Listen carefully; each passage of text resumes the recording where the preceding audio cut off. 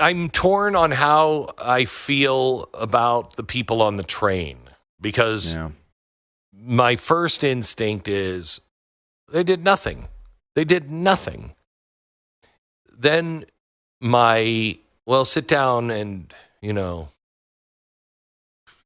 going to be judged. So be careful on judging others. What would I have done? What would I want my wife to do in that situation? Yeah, those are two different questions, by the way. I think they are. They go far apart from each other. I mean, what would I want myself to do? I mean, it's tough to put yourself in that situation. It's very easy to watch a video on the internet and talk about your heroism. Like, everybody can do that very easily on Twitter, and everyone is. When you're in a vehicle that doesn't have an exit with a guy who just murdered someone in front of you, has a dripping, blood off of a knife that's standing 10 feet away from you, 15 feet away from you. There is probably a different standard there that we should all kind of consider and maybe give a little grace to. What I saw, at least, was a woman sitting across the aisle. I think there is a difference there. But when you talk about that question, I think those two questions are definitive. I know what I would want myself to do. I'd hope I'd act in a way that didn't completely embarrass myself afterward. But I also think, when I'm thinking of my wife, my advice to my wife would not be to jump into the middle of that situation at all costs. Now, she might do it anyway. She's actually, probably a heck of a lot stronger than I am. But she might do it anyway. But that would not be pathetic, but how true. Yes, that would not be my advice to her. Now maybe once the guy is out of the area, and you don't think the moment you step into that situation he's going to turn around and decide to kill you too, then of course, obviously, anything you could do to step in. Not that I think there was much anyone on the train could do. I mean, I don't think that there was an outcome change no matter what anyone on that train did, unfortunately. But would I want her to step in? Well, of course, if she felt she was safe, yes. But man, I mean, think about, you said your wife, think about your daughter. Your daughter's on that train just watching someone else get murdered like that. Would you advise your daughter to jump into a situation like that? That girl sitting across the aisle was somebody's daughter. I don't know, man. As a dad, would I advise? No. As a human being, would I hope that my daughter or my wife or that I would get up and at least comfort that woman while she's dying on the floor of a train? Yeah. I would hope that my daughter, my son, that I would. And, I have more confidence in my son or daughter or my wife doing something courageous more than I would. But I think I have a more realistic picture of myself than anybody else. And I'm not sure what I would do in that situation. I know what I would hope I would do, but I also know what I fear I would do.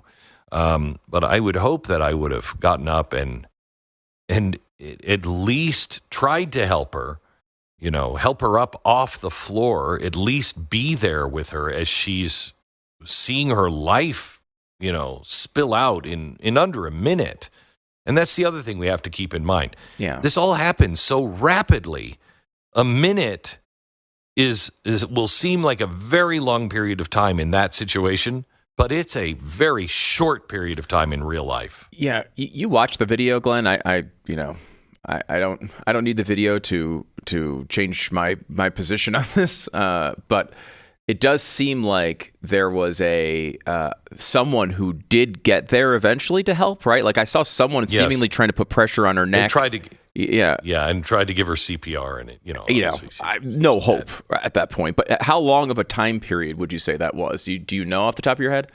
I don't know. I know that we watched the video that I saw. I haven't seen past 30 seconds after she is down. And for 30 seconds, nothing is happening. And that is not a very long period of time, right? In reality, especially I saw the pace he was walking. He certainly can't be. He may have left the actual train car by 30 seconds to a minute, but he wasn't that far away. Like, he was still in visual. He could still turn around and look and see what's going on at that point. So certainly still a threat, I guess, is my point. He has not like left the area. This is not that type of situation. I look, as you point out, I think, if I could be super duper sexist for a moment here, sort of my dividing line might just be men and women. I don't know if that's a you're not supposed to say that, I suppose, these days, but there is a difference there. And if I'm a man, I would want my son to jump in on that, I suppose. I don't know if he could do anything about it, but you'd expect at least a grown man to be able to go in there and do something about it. A woman, I don't know. Maybe I'm here's the thing here's the thing that that causes me to say, no, you should have jumped in. And that is, you've already killed one person on the train. So you've proven that you're a killer. And anybody who would have screamed and got up and was with her in there, she's dying, get him. Then the whole train is responsible for stopping that guy, And if you don't stop him after he's killed one person, if you're not all, as members of that train, if you're not stopping him, the person at the side of that girl would be the least likely to be killed.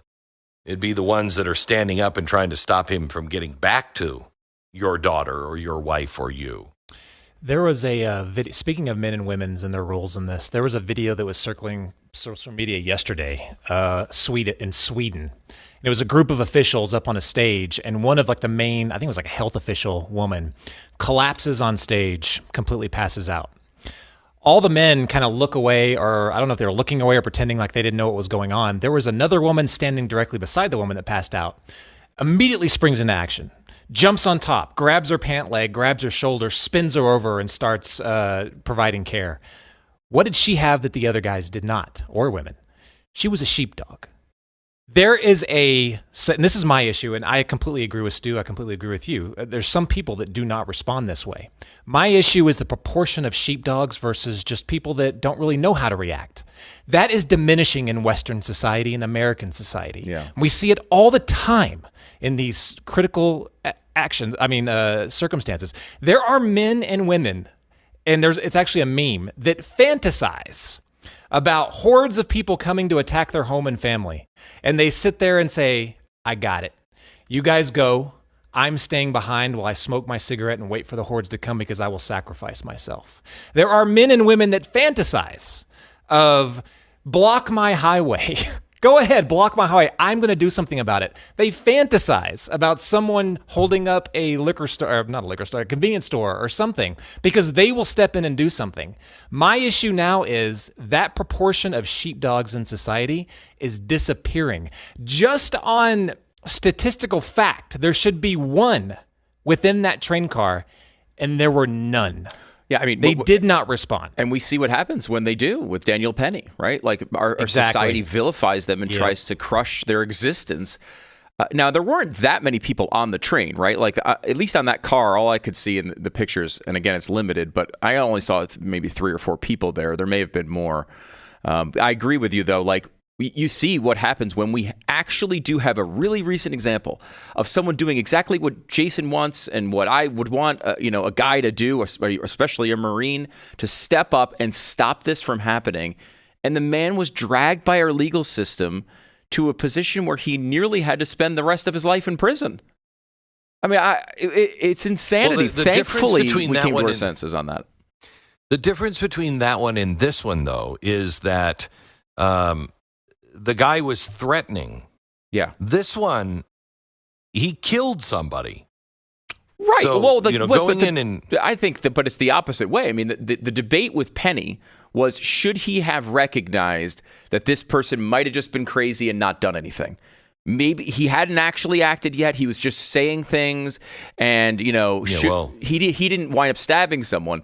This is a situation where these people have already seen what this man will do to you. even when you don't do anything to try to stop him. So if this woman, who's, again, looks to be an average American woman across the aisle, steps in and tries to do something, this guy could easily turn around and just make another pile of dead bodies next to the one that already exists. And whether that is an optimal solution for our society, I don't know that's helpful in that situation.